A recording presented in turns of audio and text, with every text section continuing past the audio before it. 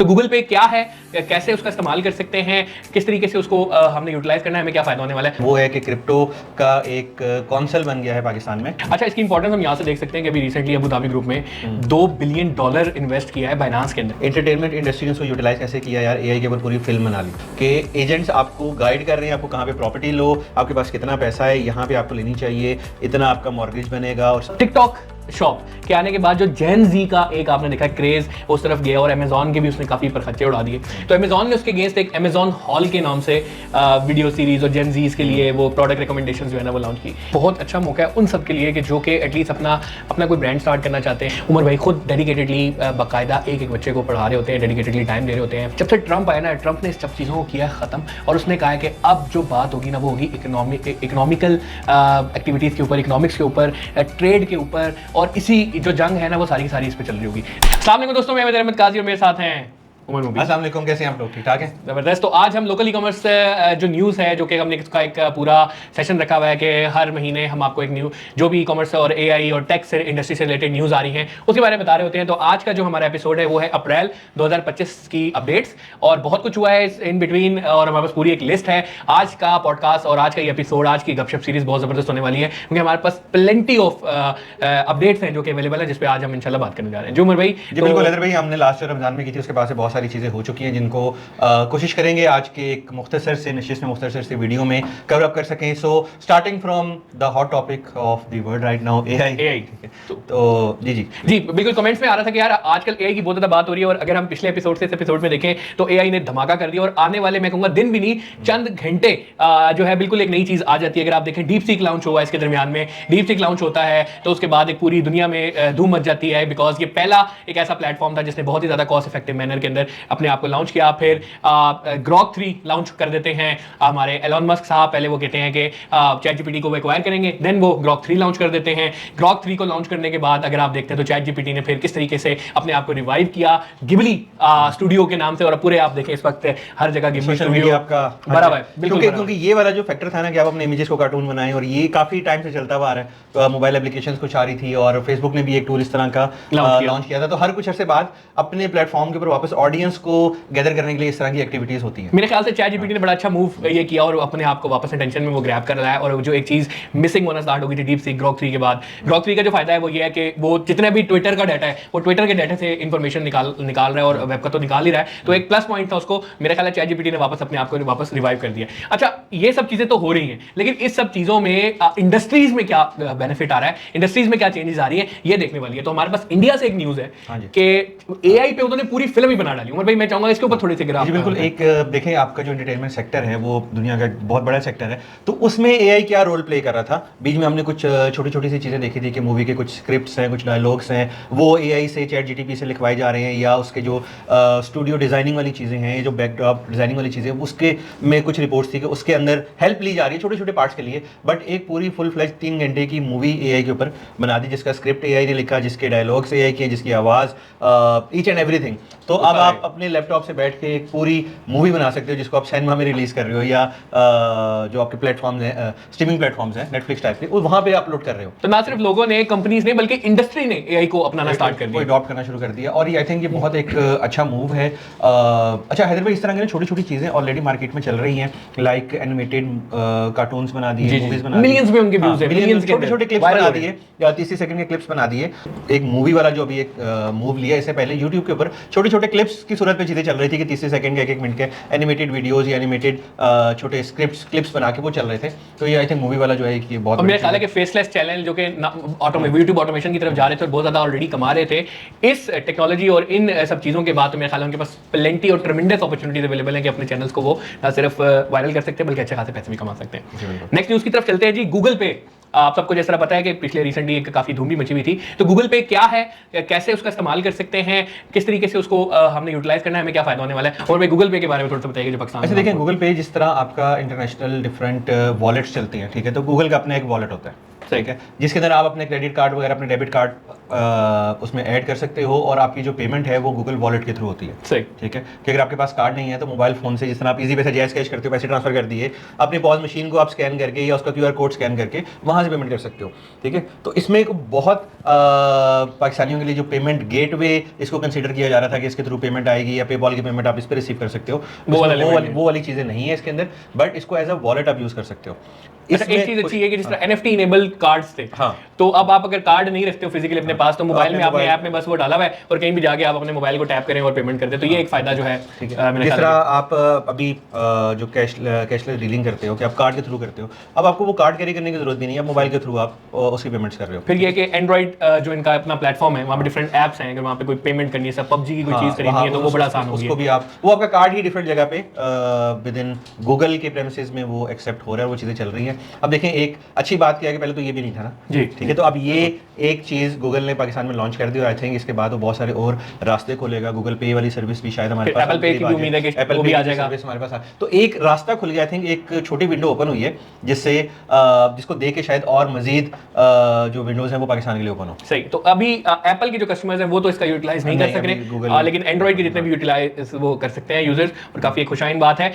Definitely 100% benefit अभी हमें इसका वो नहीं है, लेकिन एक अच्छी चीज़ है कि इंटरनेशनल गेटवे है, गूगल है, वो एक्सेप्ट कर रहा है, बैंक्स के साथ कोलैबोरेट कर रहा है और आप अपने वॉलेट के अंदर बाकायदा एक NFT इनेबल कार्ड रख सकते हैं। और मैंने खुद भी देखा, बड़ा अच्छा प्रोसेस है। कार्ड हम भूल गए थे, रेस्टोरेंट में जाके पेमेंट करनी थी, बड़ा इजीली जस्ट एक टैप करके हमने पे कर दिया। तो जितनी भी हमारे पास पॉज मशीन्स हैं जहाँ पे हम कार्ड स्वाइप कर रहे होते हैं, देखा होगा वो कार्ड टैप कर रहे होते हैं, तो वो जो टैप कर रहे होते हैं ना वो NFC जो है इनेबल्ड होता है, तो आप वहाँ पे कार्ड के बजाय आप मोबाइल टैप करके भी पे कर सकते हैं। It's very good news. अच्छा सर, क्रिप्टो नेक्स्ट, हाँ, अदरवाइज जो नेक्स्ट इंपॉर्टेंट, आई थिंक आज की सबसे जो इंपॉर्टेंट चीज़ है, जो डिस्कशन है, वो है कि क्रिप्टो का एक कौंसल बन गया है पाकिस्तान में। अच्छा उमर भाई, पाकिस्तान पहले कहता है जी क्रिप्टो पे इन्वेस्ट ना करें, फिर कहता है कि क्रिप्टो में जो भी इन्वेस्ट कर रहा है वो देख के करे, वो अपने रिस्क पे करे और ये सब चीज़ें, और उसके बाद फिर एकदम से एक पूरा काउंसिल बना देना, फिर उसके अंदर डायरेक्टर्स अपॉइंट करना, बाइनांस से बाकायदा उसका फाउंडर अपने इसके अंदर जो है लेके आना, ये एकदम से शिफ्ट कैसे आया, इसके बारे में थोड़ा सा। अच्छा देखें, क्रिप्टो जैसे आपको पता है कि जिस टाइम ये स्टार्ट हुआ था तो लैक ऑफ इन्फॉर्मेशन थी। ठीक है, कुछ लोग इसको फ्रॉड कह रहे हैं, कुछ इसको डबल शाह कह रहे हैं, कुछ अजीबोगरीब से इसके रंग रूप। जब तक आपको एक चीज़ क्लियर नहीं होती, जब तक एक प्रोडक्ट के बारे में आपको राइटफुल नॉलेज नहीं होता, तो आपके अपने ज़हन से आप उसकी डिफरेंट शक्लें निकाल रहे हो। तो जिसको जो शक्ल समझ में आई, जिसको जो चीज़ अच्छी लगी या बुरी लगी, उसने उसके बारे में बात करना शुरू कर दी। क्रिप्टो को दुनिया में बहुत सारे ममालिक हैं जो कि एक्सेप्ट कर रहे हैं। यूएस का जो अभी एक रिसेंट जो उन्होंने अभी एक पॉलिसी भी इसमें निकाली कि वो अपने क्रिप्टो के रिजर्व रखना शुरू कर दिया। ठीक है, एक गवर्नमेंट क्रिप्टो पे, अब जिस तरह गोल्ड रिजर्व होते हैं, हुकूमत सोना खरीद के अपने पास रख लेते हैं, ऑयल रिजर्व होते हैं। ठीक है, तो इस तरह से उन्होंने अब क्रिप्टो के ऊपर अपने रिजर्व रखना शुरू कर दिए। ठीक है, अब उसको चीज़ को देख के वो एक मैसेज क्या है कि यार पूरी दुनिया के लिए या अदर ममालिक के लिए कि crypto is such a serious thing. ठीक है, हमारे बहुत सारे इंसान, वो वकार का बेचारा 10 साल से क्रिप्टो के ऊपर ही वो चीज़ें कर रहे हैं, तो बहुत सारे लोगों की बहुत सारी बातें ठीक भी हैं। एक्चुअली में जो हम लोग बगैर नॉलेज के, बगैर तहकीक के, बगैर उस चीज़ को समझे कि यार क्रिप्टो एक्चुअली है क्या, एक डिजिटल पेमेंट है। ठीक है, उस डिजिटल पेमेंट्स को हम लोग यूटिलाइज कैसे कर सकते हैं, और स्पेशली पाकिस्तान के लिए हम कैसे यूटिलाइज कर सकते हैं। हम अब डॉलर्स खरीद के अपने पास रखते हैं, हम बैंकों में अपना पैसा रख रहे हैं, अब वही इन्वेस्टमेंट आप क्रिप्टो में कर देते हो कि आपके ये क्रिप्टो रिजर्व है। ठीक है, आप लेट्स सपोज लाख रुपए महीने का कमाते हो, 5,000 रुपए आप मंथली अपनी सेविंग करते हो। उस सेविंग को अगर आप क्रिप्टो में करना शुरू करो तो क्रिप्टो के रेट बढ़ते हैं। ठीक है, वो उसके पीछे की एक पूरी साइंस होती है। ठीक है, उसको डीलिंग हो रही है, कुछ कंपनी उसको बाय करनी है, कुछ खरीदनी है, फिर वो बिटकॉइन में जा रहा है, फिर वो अदर करेंसीज के अंदर जा रहा है, उसकी ट्रेडिंग हो रही है, तो वो आपका पैसा बढ़ता भी और कम भी होता है। It's same like stock exchange कि आप शेयर्स खरीदते हो, वो शेयर्स कम भी हो रहे हैं, ज्यादा भी हो रहे हैं, अब वो किस टाइम खरीदने और किस टाइम बेचने हैं, ये एक साइंस है। ये एक साइंस है, मेरा ख्याल है कि अच्छी अपॉर्चुनिटी है। क्रिप्टो आपकी एक करेंसी की तरह है, एक डिजिटल करेंसी है। ठीक है, जिसको आप डिजिटली यूटिलाइज कर सकते हो, आप उसको खरीदो, आप उसको बेचो, उसकी ट्रेडिंग करो। ठीक है, जैसा लोग डॉलर्स में खरीदते हैं कि आज 180 का है, $10 खरीद लिए, 190 का होगा, उसको $10 को बेच के $10 प्रॉफिट कमा लेंगे। बिल्कुल ठीक है। तो अभी जो ये काउंसिल बना है, इसका क्या रोल है, कौन देखें, ये चीज़ बहुत ज़्यादा जो खुशाइन बात है वो ये है कि गवर्नमेंट अपने आप को इन चीज़ों में इन्वॉल्व की है। इसके जो चेयरमैन है इस काउंसिल के, वो हमारे फाइनेंस मिनिस्टर हैं। ठीक है, और इसके अलावा हम उसके जो CEO हैं बिलाल साहब ने बहुत अच्छा स्टेप लिया, और वो काफ़ी टाइम से इन चीज़ों के ऊपर गवर्नमेंट के दरवाजे खटखटा रहे थे कि इस चीज़ को गवर्नमेंट लेवल के ऊपर एक सीरियसनेस की ज़रूरत है। जैसे हम लोग एफर्ट कर रहे हैं ई-कॉमर्स के लिए, तो वो क्रिप्टो के लिए कर रहे थे, तो वो थोड़ा सा एक अच्छी चीज़ हो गई है। फिर इसके अंदर जो एडवाइजरी मेंबर्स हैं, ठीक है, वो CEO ऑफ बाइनांस, जबरदस्त, फाउंडर ऑफ बाइनांस है Binance, ठीक है। चेंगपेंग ज़ाओ। हाँ ऐसा कुछ चेंगपेंग नाम है। ज़ाओ।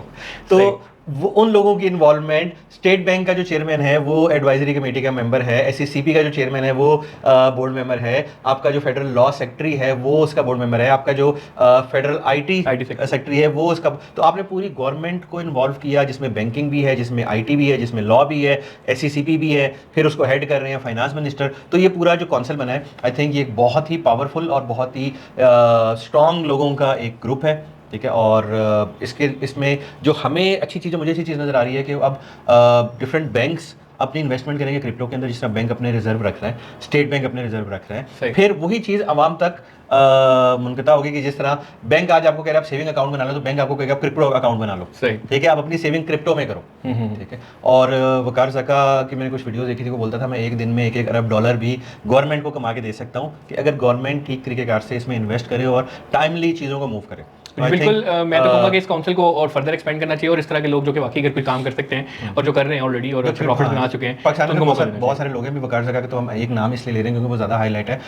हज़ारों लोग ऐसे हैं जो कि क्रिप्टो की ट्रेडिंग को पढ़ा रहे हैं, यूट्यूब के ऊपर उनकी हज़ारों वीडियोज़ हैं। इसके अलावा वो पाकिस्तान से बैठ के क्रिप्टो में डीलिंग भी कर रहे हैं। तो आई थिंक उन हीरों को तलाश करके और एक और बाकी अगर पाकिस्तान के लिए अगर इसमें कोई बेहतरी होती है तो व्हाई नॉट जी, व्हाई नॉट। अच्छा, इसकी इंपॉर्टेंस हम यहाँ से देख सकते हैं कि अभी रिसेंटली अबू धाबी ग्रुप में $2 बिलियन इन्वेस्ट किया है बाइनांस के अंदर। तो इसकी इंपॉर्टेंस यही है कि यार ये पूरी दुनिया के अंदर इस वक्त ये जो ब्लॉकचेन टेक्नोलॉजी है ये बहुत तेजी के साथ ग्रो करी है। पाकिस्तान दे रहा है, दुरुस्त है, लेकिन वाकई इसकी इंपॉर्टेंस थी। ये जो पहले भी बैन किया जा रहा था, हम लोग तब भी यही कह रहे थे, और बहुत सारे जो आवाज़ उठाने वाले लोग थे वो यही कह रहे थे कि यार इसके ऊपर काम करना चाहिए। और नो डाउट अगर पाकिस्तान इस पर काम कर लेता है तो वो जो डॉलर का एक इन्फ्लक्स है, वो जो डॉलर की एक क्रंच है, वो जो डॉलर की एक डिपेंडेंसी है, वो खत्म हो सकती है। और खैर आने वाला टाइम जो है इसके ऊपर हमें बताएगा कि हम कितना उसको वो कर सकते हैं। अच्छा हैदर भाई, हम बात कर रहे थे AI ने इंडस्ट्रीज को बदलना स्टार्ट किया, तो एक हमने मीडिया इंडस्ट्री की बात की, तो अब real estate industry no doubt एक बहुत बड़ी इंडस्ट्री है, सुना है उसके ऊपर भी AI ने एक बड़ा कारनामा सर अंजाम दिया, तो वो क्या? देखिए,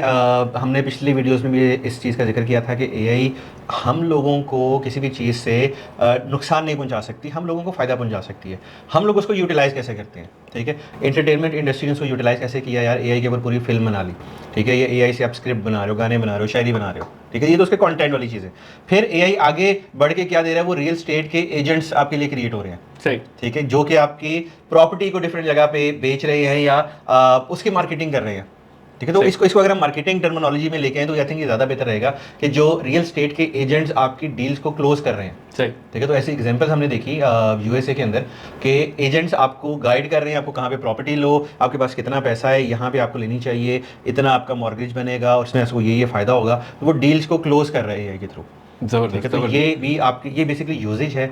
अब AI से फ़ायदा कौन उठाएगा, जो इन चीज़ों को इस्तेमाल कर रहा है। AI के लिए नुकसानदेह कौन है, जो समझता है यार AI आके उसने मेरी ज़िंदगी जीरन कर दी, मेरा रोज़गार खा लिया, जो उसको यूज़ नहीं कर रहे, ठीक है। तो जो उसको यूज़ कर रहा है वो उससे फ़ायदा उठा रहे हैं, जो उसको यूज़ नहीं कर रहा, जो उस टेक्नोलॉजी को अडॉप्ट नहीं कर रहा, वो मेंटली तौर पे प्रिपेयर नहीं है कि यार मैं AI के थ्रू अपनी चीज़ों को आसान बना सकता हूँ या अपने काम के ऊपर एफर्ट AI से करवा सकता हूँ। तो अकॉर्डिंग टू एन एस्टिमेट, एक AI एजेंट ने एक क्वार्टर के अंदर अराउंड को $8 मिलियन की प्रॉपर्टी जो है वो सेल की, उसके पूरा एनालिसिस करना, उस की इंफॉर्मेशन गैदर करना, फिर उससे कस्टमर्स तक जाना, कस्टमर्स तक बात पहुंचाना, उस डील को लॉक करना, ये पूरा का पूरा प्रोसेस AI ने किया था। अब आप इमेजिन करें कि किस तरीके से इंडस्ट्रीज जो है ना चेंज हो रही है और AI कितना इंपॉर्टेंट रोल प्ले कर रहा है। $8 मिलियन खाला जी का घर नहीं, एक बड़ी अच्छी खासी अमाउंट है, और वो जनरेट किया है उसने, बहुत ज़बरदस्त है सर। अच्छा, टिकटॉक शॉप के आने के बाद जो जेन जी का एक आपने देखा क्रेज उस तरफ गया, और अमेजॉन के भी उसने काफ़ी परखच्चे उड़ा दिए।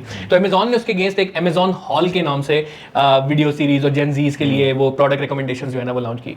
उसके बारे में थोड़ा सा बताइएगा कि क्या अब वो जो है अमेजॉन हॉल किस तरीके से जा रहा है, और क्या आगे आने वाले टाइम पे अमेजॉन कुछ इस तरह की चीज़ सोच रहा है कि वो जेन जी को फर्दर अट्रैक्ट कर सके इस छोटी वर्टिकल वीडियोज़ की प्लेटफॉर्म्स की। देखिए जिस तरह टिकटॉक ने आपके कॉन्टेंट प्लेटफॉर्म को चेंज कर दिया, बिल्कुल, ठीक है, लोगों के कंटेंट देखने के बिहेवियर को चेंज कर दिया, कि आपके स्टोरीज और रील्स को किस तरीके से इंस्टाग्राम ने रातों रात चेंज किया, फेसबुक ने चेंज किया, यूट्यूब ने शॉर्ट्स डाल दिए, वो सारी टिकटॉक की वजह से थी, ठीक है।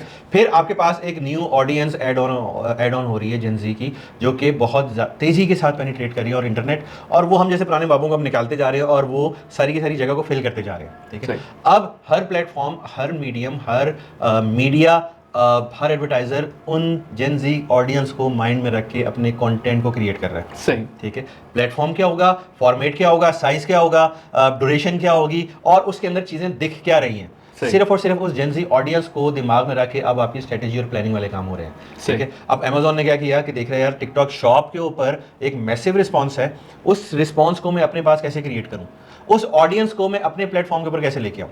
तो ये सारी की सारी जो पीछे बैकएंड के ऊपर वर्किंग है उसका रीजन सिर्फ यही है कि ऑडियंस टिकटॉक शॉप के बजाय Amazon के ऊपर आए, वो वहीं पे प्रोडक्ट की रिकमेंडेशन भी देख रहा है, AI वीडियोस के थ्रू उसको प्रोडक्ट इन्हांस होकर नजर आ रही है, उसका इंटरेस्ट क्रिएट हो रहा है। सही। ठीक है, तो वो शॉपिंग भी वहीं पे कर रहा है, वो उस कंटेंट को भी वहीं पे देख रहा है और उस कंटेंट की जो उसकी बाइंग बिहेवियर्स है वो भी वहीं पे क्रिएट हो रहे हैं। सही सही सही। तो ये आई थिंक Amazon की तरफ से एक बहुत अच्छा मूव था। इस तरह की चीज़ हम एक्सपेक्ट कर रहे थे तकरीबन साल 2 साल पहले Amazon से। बिल्कुल सही। ठीक है, बट वही थोड़ा सा लेट आए बट ठीक है। और इसका मतलब ये है कि आगे आने वाले टाइम में इस किस्म की चीज़ें बहुत ज़्यादा आने वाली हैं और हर प्लेटफॉर्म ही इसकी तरफ जा रहा है और ये जो ट्रू सोशल कॉमर्स है इसकी तरफ बहुत ज़्यादा काम होने वाला है। अच्छा, जहाँ बात हो रही है AI की डिफरेंट मॉडल्स की, एलन मस्क भी आ गया उसकी तरफ, गूगल बहुत तेज़ी के साथ इस वक्त काम कर रहा है कि अपना AI किसी तरीके से रिवाइव कर सके, लोगों के इंटरेस्ट वापस गूगल पे लेके आ सके। पहले एक वक्त होता था आप सर्च करते थे सब गूगल पे, अब आप गूगल पे नहीं ChatGPT पे और अदर डिफरेंट प्लेटफॉर्म से सर्च करें।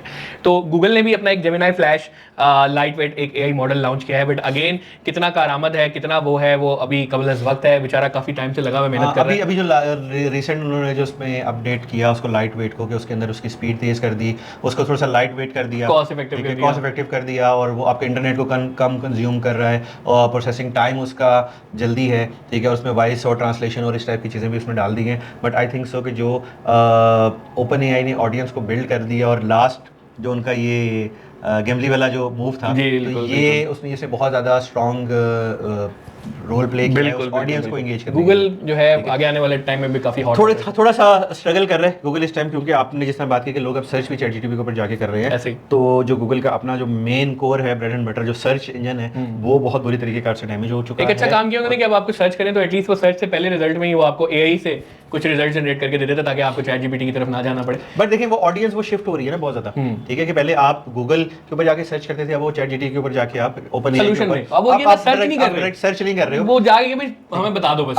देखिए उसमें मेरे लिए, आपके लिए, यूजर के लिए आसानी क्या है कि मैं किसी एक चीज़ को सर्च करूँ, किसी टॉपिक के बारे में सर्च करूँ, नीचे मुझे 10,000 ब्लॉग्स निकल आए, उस 10,000 ब्लॉग्स में से मेरा आंसर कहाँ पे है और क्या वो आंसर सही भी है, रिकमेंडेड है, वो आंसर ठीक है या नहीं है। ठीक है, तो इवन आपका जो ChatGPT है या ओपन AI के जितने भी प्लेटफॉर्म्स हैं या AI के मॉडल्स हैं, आपको इस चीज़ के ऊपर थोड़ा सा ट्रस्ट है कि यार ये बहुत सारी चीज़ों को रिसर्च करके कंबाइन करके मुझे आंसर दे रहा है। ऐसे ही। ठीक है, तो वो पिन पॉइंट बातचीत हो रही है, टू द टॉपिक बातचीत हो रही है, मुझे क्या चाहिए आपसे और मुझे आप क्या कंटेंट दे रहे हो।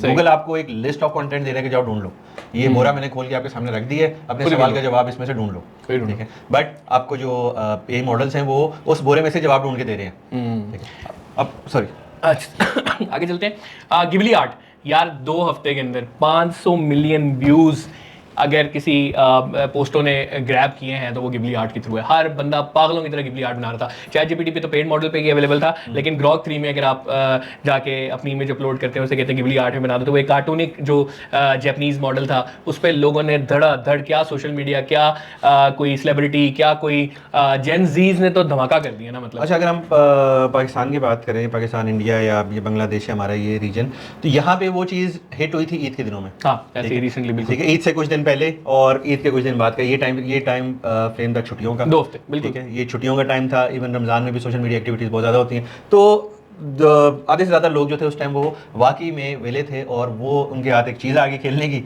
तो वो उसके साथ खेल रहे थे। बिल्कुल ऐसे ही। तो आई थिंक ईद की जो पोस्टें थी वो इस दफ़ा तो सारी मुझे गिबली आर्ट भी नजर आई हैं। बिल्कुल, जो विश के कार्ड थे वो भी सारे इसी तरह से बने हुए थे, तो अच्छा एक मूव था। और आई थिंक जो उसको सबसे ज़्यादा बूस्ट किया रहा वो उस टाइम ने किया, उस टाइम नहीं किया। बिल्कुल, अगर आप ये देखेंगे यार 2 बिलियन मुसलमान हैं दुनिया में। ठीक है, तो वो ईद के टाइम में, रमज़ान के टाइम में वो उनके पास थोड़ा फ्री टाइम था। ठीक है, तो वो वहाँ से उन्होंने इसको यूज़ करना शुरू किया। और जो इसके जो स्टैट्स थे कि वो सबसे ज़्यादा ये हमारे एशिया रीजन वाली साइड पे उसकी कंजप्शन हुई। ठीक है, उसके बाद यूरोप और फिर वो अमेरिकन साइड के ऊपर था। तो हम लोगों ने उसको हिट कर दिया। बिल्कुल, हम पाकिस्तानी, इंडियन, बांग्लादेशी, हम जो लोग थे, वेले लोग थे, हम लोगों ने उसको सोशल मीडिया के ऊपर ट्रेंडिंग के ऊपर ले गए और वो फिर पूरी दुनिया इंडियन मूवीज के पुराने आर्ट और वो सारा, खैर बड़ा जबरदस्त। आई थिंक जो टाइम उसमें था ना वो बहुत मैटर करता है, किस टाइम उन्होंने, आई थिंक ये डेलिबरेटली सोची समझी स्कीम थी कि यार ये टाइम है वेला, इसमें इसको लॉन्च करें तो हमें इससे फ़ायदा हो सकता और है। चैट जीपीटी जो एक बिल्कुल after launch of deep sea Grok 3 और वो एक जो लॉस की तरफ जा रहा था, एक वो अटेंशन बिल्कुल ग्रैब नहीं कर पा रहा था, मेरा ख्याल है वो वापस आया है।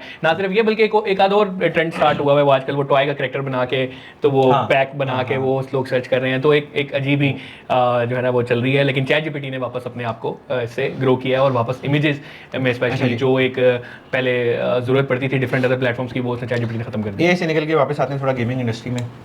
ई गेमिंग इंडस्ट्री, और अगेन जी अरसलान ऐश पाकिस्तान का नाम उन्होंने जो है ना ऊंचा किया है माशाल्लाह से। टेकन वर्ल्ड टूर हुआ है फाइनल्स 2025 में सियोल के अंदर साउथ कोरिया में। वहाँ पे साउथ कोरियंस को, मतलब आप अंदाजा करेंगे कोरियंस ने वो गेम बनाई है टेकन, और कोरिया के अंदर जाके कोरियंस को हराना ये कोई और एक दफा भी नहीं, बार बार हराना मल्टीपल टाइम्स।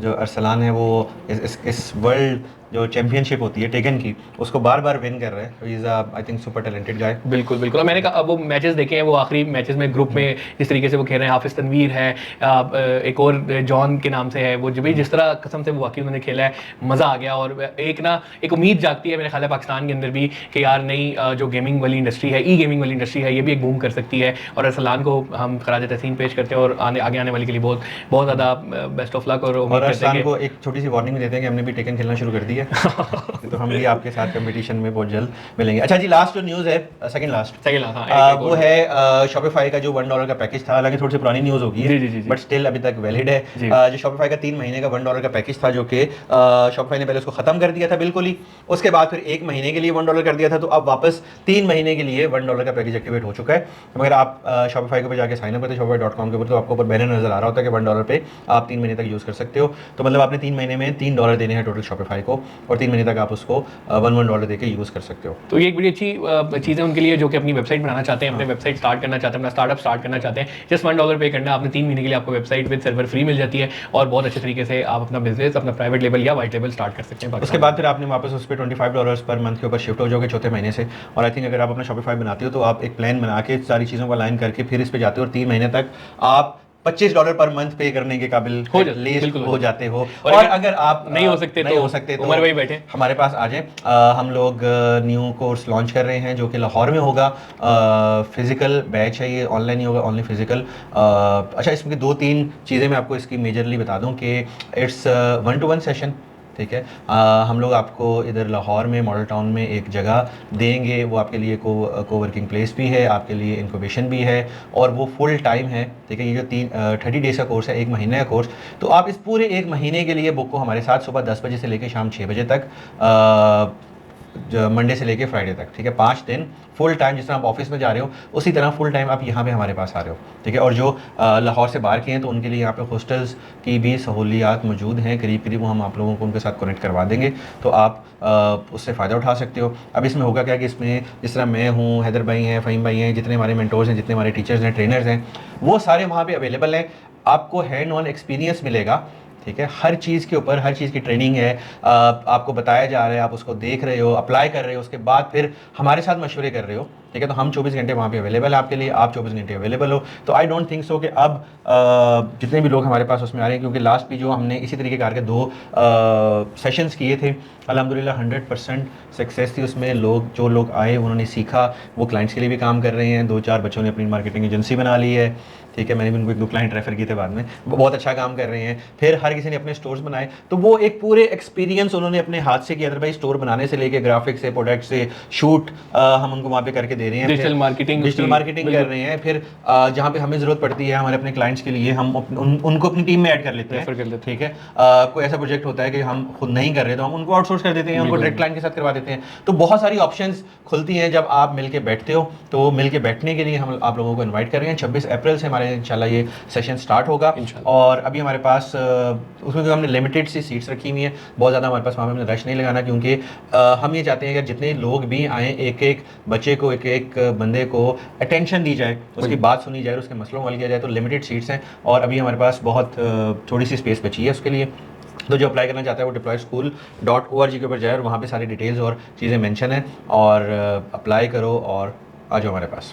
अच्छा, ये देखें कि बहुत अच्छा मौका है उन सब के लिए कि जो कि एटलीस्ट अपना अपना कोई ब्रांड स्टार्ट करना चाहते हैं, जॉब कर रहे हैं, पार्ट टाइम कोई बिजनेस करना चाहते हैं। अक्सर हमारे पास लोग ये पूछते रहते हैं हम कुछ करना चाहते हैं, वही यही टाइम है करने का, यही वो चीज़ है करने की। तो बहुत अच्छा ट्रेमेंडस रिजल्ट है। इससे पहले जितने भी स्टूडेंट गुजरे हैं उनके लिए भी उमर भाई खुद डेडिकेटेडली बाकायदा एक एक बच्चे को पढ़ा रहे होते हैं, डेडिकेटेडली टाइम दे रहे होते हैं। फ़हीम रज़ा बहुत अच्छे तरीके से इसको वो कर रहा होता है। और आपको जैसे बताया कि शॉपिफाई का इस वक्त सुनहरा मौका है। 3 महीने तो आपने सिर्फ $1 यार 300 रुपये देने हैं और आपके पास 3 महीने के लिए वेबसाइट है। उस 3 महीने में you can do wonders, case studies, real life examples. Umar भाई 6 से 7 ब्रांड इस वक्त चला रहे हैं यार ऑनलाइन का। तो वो कैसे स्टार्ट हो रहा है, किस तरीके से आप अर्न कर सकते हैं, क्या प्रॉफिट मार्जिन रखने हैं, क्या आपने पीएनएल कैसे बनानी है, पूरी डिटेल में एक एक चीज़ बता रहे होते हैं। लोग ना यहीं पे मार खा जाते हैं, कॉस्टिंग नहीं सही करने आती उनको।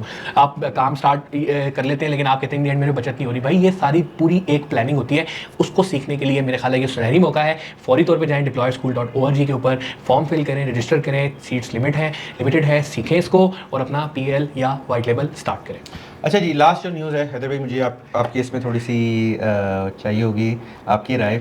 जो अभी टैरिफ वॉर स्टार्ट की है ट्रंप ने यूएस से, क्या पॉजिटिव है अमेरिका के लिए, क्या पॉजिटिव है पूरी दुनिया के लिए, और क्या नेगेटिव है यूएस के लिए और दुनिया के लिए, और खास तौर पे हम पाकिस्तानी इसके लिए? अच्छा उमर भाई देखें, जो पहले गेम चल रही थी ना वो सारी चल रही थी डिफरेंट अपने ना, जो डेटरेंस है, जो कि एक फौजी ताकत है, जो कि अपना एक इन्फ्लुएंस है, एक स्ट्रेंथ और मसल पावर दिखाने की जो है ना चल रही थी। जब से ट्रंप आया ना, ट्रंप ने इस सब चीज़ों को किया ख़त्म और उसने कहा है कि अब जो बात होगी ना वो होगी इकोनॉमिकल एक्टिविटीज़ के ऊपर, इकोनॉमिक्स के ऊपर, ट्रेड के ऊपर, और इसी जो जंग है ना वो सारी की सारी इस पर चल रही होगी। देखिए अगर आप पिछले रिसेंटली 3 साल देखते ना, तो जितनी तेज़ी के साथ इंडिया और चाइना ने तरक्की की है ना, और किसी ने भी नहीं की, और वो सारी की सारी उन्हीं ट्रेड बेनिफिट्स की वजह से की हैं जो कि यूएस के अंदर, अमेरिका के अंदर, यूरोपियन यूनियन के अंदर वो लोग जो है ना हासिल कर पा रहे थे।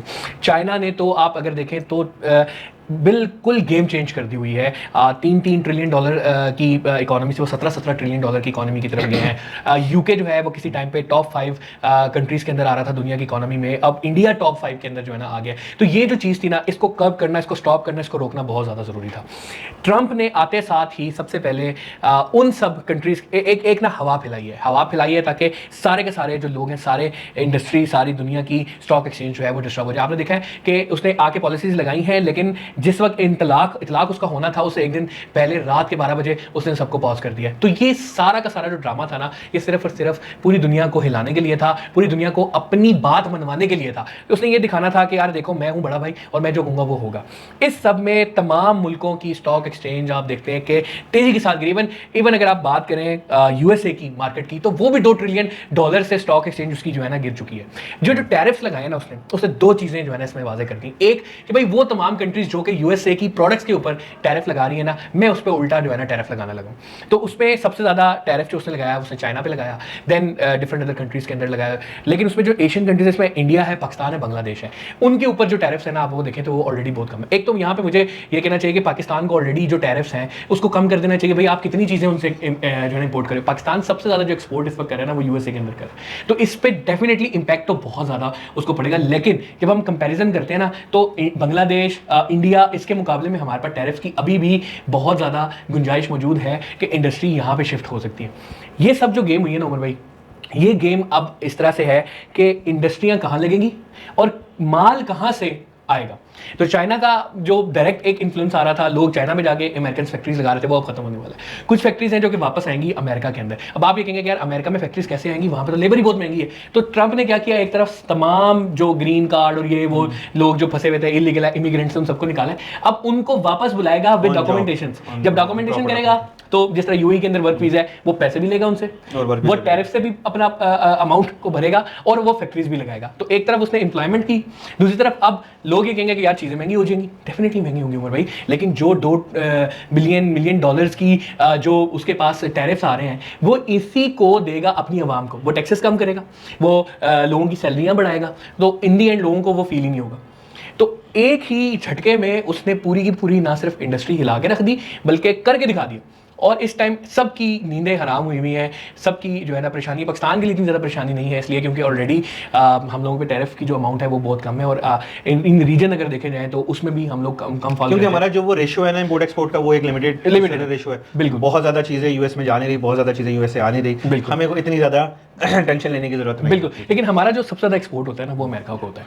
जो हमारी एक्सपोर्ट है वो टेक्सटाइल एक्सपोर्ट जो सबसे ज़्यादा हो रही है ना, तो वो सारी की सारी अमेरिका को ही हो रही है। तो अमेरिका हमारे लिए बहुत ज़्यादा इंपॉर्टेंट है in terms of this export system. लेकिन हमारे हाथ में बहुत कुछ है, हम उसको अभी भी ठीक कर सकते हैं और हम इससे बहुत ज़्यादा फायदा उठा सकते हैं। नुकसान जितना इससे होना था ना, उससे ज़्यादा फायदा हमें मेरे ख्याल है इसमें हो सकता है। और आई थिंक जो ये सारी मूव है ना, ये यूएस को इटसेल्फ एक स्ट्रॉन्ग करने के लिए बिल्कुल एक मूव है। जिस तरह पाकिस्तान ने इंपोर्टेड प्रोडक्ट्स के ऊपर बैन लगा दिया था, ऐसे ही। क्योंकि हमारा इंपोर्ट ज्यादा हो रहा है और एक्सपोर्ट हमारा कम हो रहा है। बिल्कुल ठीक है, तो वो रेशो डिसबैलेंस है। बिल्कुल ठीक है, तो गवर्नमेंट ने लगा दिया और फिर गवर्नमेंट ने दूसरे पाबंदी लगाई हुई है, जिसके ऊपर हम लोग बहुत ज्यादा एहतजाज करते हैं और हम लोगों को बहुत ज्यादा मसला होता है कि डॉलर पाकिस्तान से बाहर नहीं जा रहा।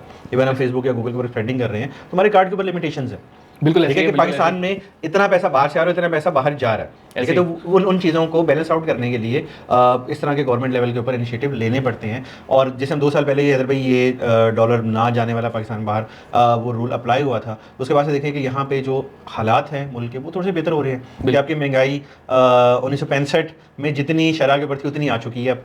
ठीक है, आपकी स्टॉक एक्सचेंज ऊपर जा रही है, आपके जो रुपये की कदर है वो बढ़ रही है, उसकी निस्बत आप फिर पेट्रोल की कीमत में कमी देख रहे हो, आप बिजली की कीमतों में कमी देख रहे हो। तो ये आई थिंक जो प्लस पॉइंट्स हैं, तो ये ऑब्वियसली अमेरिका भी इन चीज़ों को देख रहा है, स्टडी कर रहा है कि मुझे किन चीज़ों से नुकसान हो रहा है, कि जो गैर कानूनी तौर पे कितनी आबादी है जो कि डिफरेंट जगह से काफ़ी दुनिया से उठ के वहाँ पे पहुंची हुई है, उनको बाहर करूँ और उनको लीगली फिर वापस अंदर बुलाऊँ। बिल्कुल ऐसे, ठीक है, फिर इंडस्ट्री अमेरिका की सारी चाइना में और इंडिया में जा रही है, वो लोग स्ट्रांग हो रहे हैं। ठीक है, वो लोग अमेरिकन की हेल्प से सुपर पावर बन रहे हैं। ठीक है, कि चाइना की आपकी दुनिया की दूसरी पावरफुल इकोनॉमी बन गई, इंडिया तीसरे नंबर पे आ गया। ऐसे ही। ठीक है, तो वो पावर गेम भी कि यार मैं बड़ा भाई, जैसे आपने कहा कि मेरे कहते मैं बड़ा भाई हूँ, तो बड़े भाई को अपना पावर लूज करते हुए भी डर था, तो उसने ये इनिशिएटिव लिया और आई थिंक ये इनिशिएटिव अमेरिका के लिए बेस्ट है इस टाइम। ठीक है, बाकी दुनिया के लिए थोड़े से नुकसानदेह हैं, जिस तरह जो उसका बड़े भाई का जो सबसे करीबी दोस्त है कनाडा, उसके ऊपर 49 से 50% टैरिफ लगा दिया जी। इसराइल पे लगा दिया जी उन्होंने, मतलब 17% इसराइल पे लगा दिया है, 124% इस वक्त। अच्छा खैर अभी किसी पे भी नहीं लगाया, उसने होल्ड कर दिया 90 डेज के लिए, लेकिन चाइना पे 124% लगा दिया, चाइना ने 84% से रिटर्न लगा दिया। तो अब ये जो जंग है ना, ये 2 बड़े भाइयों की है और इसमें देखते हैं कि कौन जीतेगा, लेकिन बहुत ज़्यादा मजा आने वाला है। देखें जब 2 कंपटीशन आपस में लड़ते हैं ना, तो अवाम का फायदा हो जाता है। तो इस वक्त अवाम मुल्क है और उस मुल्क में मेरे ख्याल है पाकिस्तान जैसा मुल्क भी है। जो चाइना का इसके ऊपर थोड़ा सा वो फीडबैक आया था ना डिफरेंट वीडियोस में या इकोनॉमिस्ट की वो देख रहे थे, तो ऑस्ट्रेलिया के पास को आयरलैंड है, पेंगुइन आइलैंड, जिस पे कोई इंसान नहीं रहता, सिर्फ पेंगुइन्स ही रहते हैं वहाँ पे। उसके ऊपर 10% टैरिफ लगा दिया। अब वो चाइनीज आर्थिक है, हम जी इस जगह पे अपनी कंपनी रजिस्टर करेंगे और यहाँ से हम यूएसए बेचेंगे। सिंगापुर के ऊपर 10% या 12% है। ठीक है, तो अब ट्रेडिंग चाइना की ट्रेडर्स सिंगापुर से ट्रेड कर रहे हैं ऐसे ही। ठीक है, तो रास्ते तो हैं। अब जियोग्राफी चेंज होगी जी, अब जियोग्राफी चेंज, पीछे वही है, बस वो कंपनियां इधर से उधर जाएंगी। देखिए जो सिर्फ सिंपल जो हैदर भाई ने बंद हो गया, पॉज कर मैं यहीं से बोलूँ। हाँ जी, जिस तरह हैदर भाई ने एक बात में ही सारी बात खत्म कर दी कि वो बड़ा भाई है और उसको अपनी पावर दिखानी है, उसने एक स्टेटमेंट दी और पूरी दुनिया को दिखा दिया कि यार पावरफुल कौन है और पूरी दुनिया के इंतजामात को इस टाइम किसने कंट्रोल किया हुआ है, इकोनॉमी किसके पास है और कौन वो भाई अपनी मर्जी से पूरे मुल्कों को या उनकी स्टॉक्स को या उनके इकोनॉमिस्ट को किस तरीके से हिला सकता है। तो वो आई थिंक जो ये पावर शो था ना, ये सबसे इंपॉर्टेंट रोल था, ये सबसे इंपॉर्टेंट मैसेज था अमेरिका की तरफ से। बिल्कुल ऐसे। नेक्स्ट एपिसोड में इंशाल्लाह हम कोशिश करेंगे आप लोगों के कुछ सवालात जो है वो भी लें, बहुत सारे सवालात हैं और लोगों ने कहा भी था कि हमारे सवाल को लें, कोशिश करेंगे नेक्स्ट एपिसोड में इंशाल्लाह सवाल लें। इस एपिसोड से इतना ही, मिलते हैं इंशाल्लाह अगले एपिसोड में। अस्सलाम वालेकुम। थैंक यू, अल्लाह हाफ़िज़।